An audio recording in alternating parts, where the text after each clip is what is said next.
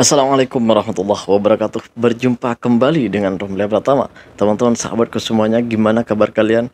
Mudah-mudahan kalian semuanya baik-baik saja beserta keluarganya di sana.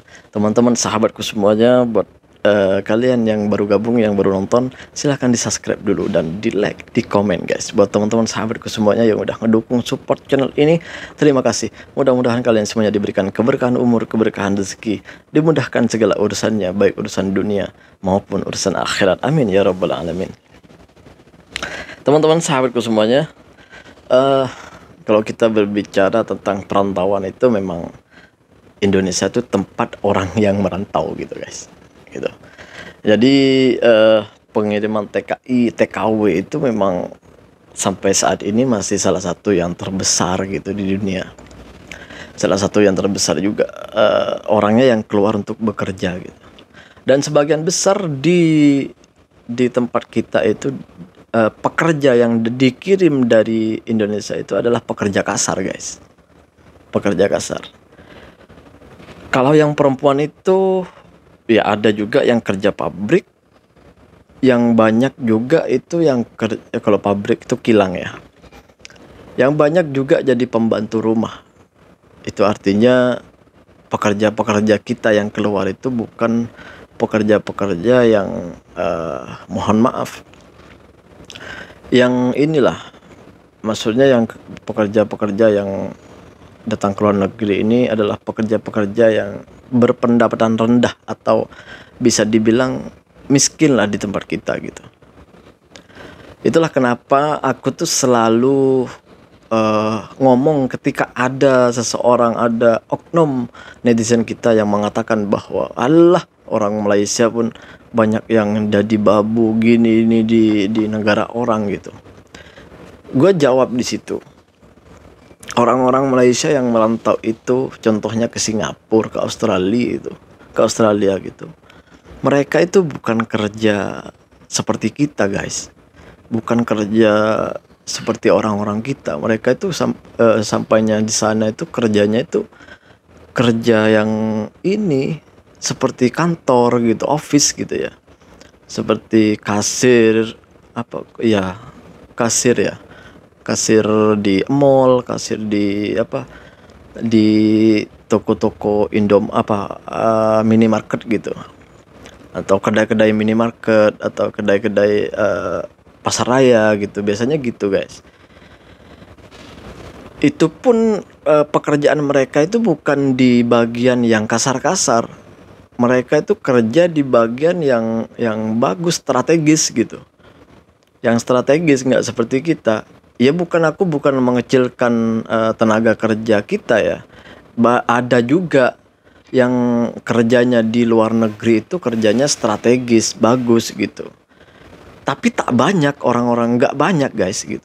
Nggak banyak orang-orang kita yang kerja seperti itu gitu. Apalagi jadi kerani lah, jadi itu, jadi pokoknya yang kerjanya yang enak-enak itu nggak banyak lah. Kebanyakan pekerja-pekerja kita yang dikirim ke luar negeri itu misalnya ke Malaysia, ke pokoknya ke luar negeri lah, Hong Kong, Taiwan, ke semuanya itu kebanyakan itu pekerja-pekerja kasar, pekerja-pekerja seperti pembantu rumah tangga, kontrak, dan pekerja kilang. Di kilang pun bukan orang-orang kita itu bukan bertempat di tempat-tempat strategis.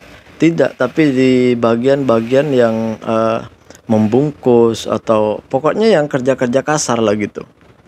Jadi beda ketika ada netizen kita yang ngomong itu kalau orang Malaysia ada yang merantau lagi nih jadi babu. Enggak, itu jelas beda kita. Kualitasnya kita beda. Kita harus akui itu gitu. Itulah kenapa ketika kita memilih pemimpin ke depan, kita harus berani mengubah, berani memilih orang yang bisa mengubah total tentang Indonesia, mengubah total tentang kemajuan manusianya terlebih dahulu. Karena percuma kita maju dari segi pembangunan, tapi kita tidak maju dari segi pembangunan manusia. Karena kita harus jujur dan realistis bahwa manusia-manusia kita itu masih rendah. Bukan rendah dari segi ukuran ya, tapi rendah dari segi pemikiran. Itu yang perlu kita bangun sebenarnya ke depan. Seperti gue bilang tadi, percuma kita banyak bangunan tinggi, jalan kita udah bagus-bagus, percuma itu semua kalau mindset dari orang-orangnya masih rendah, pemikiran-pemikiran dari orang-orangnya masih rendah. Kita harus realistis dalam itu. Kita harus mengakui kalau kita masih kalah dari negara-negara maju lainnya seperti Malaysia gitu, Singapura dan negara-negara lainnya. Teman-teman sahabatku semuanya, kalau kita hitung orang-orang yang ada di luar negeri itu seperti di Malaysia aja udah 2 juta lebih. Itu yang resmi, belum yang lagi ilegal. Yang jadi permasalahan lagi, banyak yang mengatakan bahwa gaji di Indonesia tuh sekarang udah besar, udah hampir sama seperti di Malaysia katanya. Itulah kenapa orang-orang Indonesia itu udah nggak banyak masuk ke Malaysia gitu. Sebenarnya bukannya orang-orang kita itu nggak mau masuk ke Malaysia guys, gitu sebenarnya. Tetapi di Malaysia sendiri sudah berkurang kebutuhannya. Itulah kenapa tidak banyak mendatangkan pendatang asing atau pekerja asing dari negara-negara luar gitu. Di Malaysia ini udah kurang membutuhkan pekerja gitu. Itulah kenapa ketimbang dari dulu keberadaan tenaga kerja asing yang ada di Malaysia itu lebih ramai dulu guys, lebih ramai dulu, entah itu dari Indonesia, Bangladesh dan Filipina dan negara-negara lainnya itu lebih banyak dulu, lebih ramai dulu gitu. Sekarang udah nggak banyak, bukan hanya orang Indonesia aja yang nggak banyak di Malaysia, tapi juga orang-orang lainnya seperti orang-orang lainnya itu dari negara-negara lainnya juga nggak banyak sebenarnya. Cuman yang diviralkan itu di orang-orang Bangladesh yang nampak itu kenapa banyak sekarang udah berani berkeliaran, karena sebenarnya dulu Bangladesh itu lebih banyak dari sekarang. Kenapa sekarang lebih kelihatan? Karena yang pertama karena sosial media, karena adanya TikTok, Facebook, dan orang-orang itu banyak yang memviralkan gitu. Kalau dulu yang kedua, mereka itu kalau dulu mereka itu nggak berani keluar, karena mereka kebanyakan orang-orang Bangladesh itu dulu kosong gitu, nggak punya dokumen resmi seperti permit atau izin kerja, izin tinggal di Malaysia itu nggak ada, kebanyakan kosong. Itulah mereka nggak berani keluar ke bandar, keluar ke kota gitu, nggak berani. Dan sekarang orang-orang Bangladesh itu datang, dan banyak juga yang udah lama di sini itu udah banyak yang punya permit, punya surat gitu. Itulah kenapa mereka itu berani. Dulu nggak berani mereka. Karena gue pernah juga duduk di koksi dulu ya, di bangunan besar, di kontrak gitu ya. Jadi gue tahu Bangladesh tuh sebenarnya ramai dari dulu sebenarnya. Sama seperti orang Indonesia, ramainya itu seperti dulu tuh lebih ramai dari sekarang sebenarnya. Sama seperti Bangladesh juga lebih ramai dulu. Hanya saja sekarang itu kan musim digital, musim sosial media. Jadi banyak orang yang memviralkan di situ. Itulah kenapa kelihatannya dari mata itu lebih banyak sekarang orang-orang Bangladesh, seakan-akan Malaysia udah dikuasai Bangladesh. Sebenarnya sama, dulu pun sama. Bahkan sekarang itu lebih berkurang orang Bangladeshnya di Malaysia, orang Indonesianya juga berkurang. Bukan karena bukan karena Indonesia sudah maju, bukan karena Bangladesh sudah maju, bukan. Tapi karena Malaysianya sendiri sudah kurang kebutuhannya untuk memperkerjakan kita pekerja asing di Malaysia gitu. Jadi kurang udah. Jadi pengurangan itulah di sini itu berkurang pekerja asingnya. Orang-orang kita, orang-orang Indonesia sudah berkurang, orang-orang Bangladesh juga berkurang. Itulah kenapa orang-orang kita yang dulunya bekerja ke Malaysia itu sekarang banyak berbondong-bondong ke luar negeri, ke tempat lainnya seperti Singapura, Taiwan, Hong Kong, dan Arab Saudi, dan lain-lainnya pokoknya. Mesir, Qatar itu kenapa banyak ke situ? Ya dikarenakan karena di Malaysia ini sudah mengurangi eh, porsi pekerja asingnya gitu. Kalau dulu butuhnya 10 orang, sekarang udah menjadi 5 sampai 4 orang aja gitu. Jadi disitulah faktor kenapa orang-orang kita itu gak banyak udah di Malaysia gitu.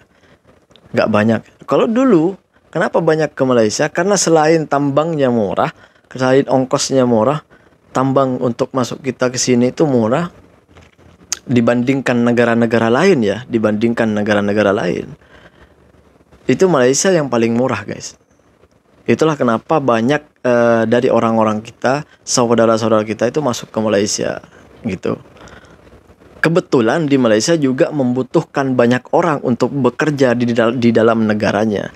Itulah kenapa kita itu enak masuknya. Kalau sekarang susah masuknya karena Malaysia sendiri mengurangi porsi ketenaga kerjaan yang ada di Malaysia gitu, guys. Jadi beda. Kalau dibilang orang Malaysia, orang Indonesia itu udah nggak mau kerja di Malaysia, itu bohong, nggak benar sebenarnya. Sebenarnya kalau kita tanya sama teman-teman kita yang ada di Indonesia itu, yang pernah kesini atau tidak, ketertarikan untuk bekerja di Malaysia itu masih pekat banget, masih berkeinginan banget, masih pengen banget gitu kerja di Malaysia. Karena banyak sebenarnya keuntungan kita ketika kita kerja di Malaysia ini, selain dari kultur budayanya banyak yang sama, tetapi juga orang-orangnya yang ramah, yang baik ketika kita datang ke sini dan kerja di sini. Itu enak banget rasanya ketika ada di sini. Lain ketika rasanya kita bekerja ke luar negeri. Dari bahasanya saja kita sulit untuk berbicara atau berkomunikasi dengan orang-orang di negara itu. Tapi kalau di Malaysia, orang-orang Malaysia itu walaupun kita berbahasa Indonesia, orang-orang Malaysia itu berusaha banget untuk mengerti bahasa kita gitu. Mereka itu nggak menuntut kita untuk berbahasa Melayu, tetapi orang-orang Melayu dengan cerdasnya itu mencoba memahami perkataan-perkataan kita gitu. Kalau bukan orang-orang cerdas nggak akan seperti itu. Kalau bukan orang-orang cerdas nggak akan ngomong, kamu cakap Melayu dong, nggak. Tapi orang Melayu nggak ngomong gitu. Mereka tetap dengar walaupun kita berbicara dengan cara bicara Indonesia, karena mereka mencoba memahami gitu. Mencoba memahami sedikit demi sedikit. Kalau nggak paham baru bertanya gitu. Itu enaknya ketika kita datang atau kerja di Malaysia ini, guys. Jelas beda. Dan kalau dibilang udah sedikit, masih banyak lah, masih banyak di Malaysia ini, masih banyak orang-orang kita. Kalau dibilang gajinya sekarang udah hampir sama dengan gaji di Indonesia, itu bohong. Karena gaji ART aja, gaji apa kalau ART ya, pembantu rumah tangga lah gitu, itu aja beda. Di sini tuh pembantu rumah tangga itu udah ke kisaran gajinya itu udah 1.300 ringgit sampai 1.500 ringgit gitu. Itu artinya dalam 4 juta sampai 5 juta uang Indonesia itu bersih. Karena makan udah ditanggung majikan, tempat tinggal udah ditanggung majikan, permit udah ditanggung majikan. Permit itu adalah izin tinggal di sini dan izin kerja di sini. Pokoknya surat dari imigrasi lah gitu. Jadi seperti itu. Di Indonesia sekarang ART itu atau pembantu rumah tangga itu masih gajinya itu dalam kisaran 1.800.000-an, nggak sampai 2 juta. Ada juga yang 2 juta tapi udah lama. Mungkin ada yang lebih dari 2 juta, itu pun yang udah lama. Kalau yang baru-baru nggak mungkin digaji seperti itu. Artinya gaji di negara kita itu masih rendah dibandingkan di negara tetangga kita di Malaysia gitu. Dan jauh banget kalau dibilang di Malaysia ini mahal makannya itu nggak bener banget gitu. Kalau dibilang kita kerja di sama-sama pembantu rumah misalnya, sama-sama pembantu rumah, di sana gaji 2 juta, di sini gaji 1.500 ringgit. Lebih baik gaji yang 1.500 ringgit. Kenapa? Kalau misalnya kita makan di luar ya, nggak makan di majikan, misalnya makan di luar, itu kita paling nggak habis dalam 1 juta aja di 1 bulan. Coba bayangin, kalau di Indonesia, nggak mungkin kita habis 1 juta 1 bulan. Kenapa? Karena kita beli makan aja nggak akan cukup 30.000 satu hari. Gitu kan, kalau di kota besar. Kalau di kota besar ya, kalau di desa itu beda. Nggak cukup 30.000. 30.000 udah berapa 1 bulannya makannya, belum lagi minum dan sebagainya lah. Tapi kalau di Malaysia kalian punya 30 ringgit, waduh itu udah mewah, makannya udah mewah. 1 hari kita makan 30 ringgit itu udah mewah banget gitu. Kalau sampai 30 ringgit itu mewah banget, makan ayam, daging itu udah. Kalau di Malaysia mau makan di Indonesia mau makan daging, mau makan ayam 1 hari itu, ya kita harus siap-siap 100.000 1 hari. Coba bayangin, dari mana kita mau dapat 100.000 1 hari? Kalau kita setiap hari mau makan mewah, makan ayam, makan daging. Jadi itu perbedaannya. Banyak sebenarnya. Kita itu sebenarnya tertinggal jauh sebenarnya kalau kita. Itulah seperti gue bilang dari awal tadi. Percuma kita mempunyai gedung-gedung tinggi yang banyak, jalan-jalan kita yang mulus, tol kita yang panjang, pembangunan yang signifikan meningkat, tetapi pembangunan manusianya dan lapangan pekerjaannya masih jauh dari sempurna, maka tidak akan ada gunanya semuanya. Anggaran-anggaran kita sebenarnya bagai diambur-amburkan. Kenapa? Seperti adanya IKN. Iya, IKN itu sebagai lambang bahwa Indonesia adalah negara besar, sehingga bisa membangun ibu kota yang baru. Tetapi kalau kita pikirkan berapa banyak, kalau memang betul-betul memikirkan kemajuan Indonesia, kenapa kita tidak bangun kota-kota yang ada di Indonesia agar pemerataan itu terjadi gitu? Kenapa harus kenapa harus memindahkan ibu kotanya demi pemerataan ekonomi? Padahal itu bukan pemerataan ekonomi, tapi ekonomi itu akan berpindah hanya perpindahan ekonomi aja. Iya, masyarakat di sekitar IKN akan sejahtera. Kalau sejahtera, iya akan sejahtera misalnya setelah adanya pembangunan, setelah adanya IKN di sana. Tapi untuk provinsi-provinsi lain, tempat-tempat lain, apakah mendapatkan hal yang sama seperti di sebelahnya IKN? Tidak. Kenapa kita tidak bangun saja kota-kota yang ada di provinsi-provinsi lain untuk memajukan ekonomi di provinsi-provinsi lain? Kenapa harus berfokus dalam satu provinsi yang dirancang menjadi IKN itu?